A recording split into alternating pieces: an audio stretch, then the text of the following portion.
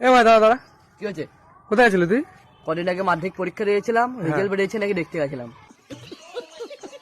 তুমি রেজাল্ট দেখতে গেছিলা? রেজাল্ট বেরোলে এমনি খবর পেয়ে যাবা, ঠিক আছে? তো তোর নাম কি?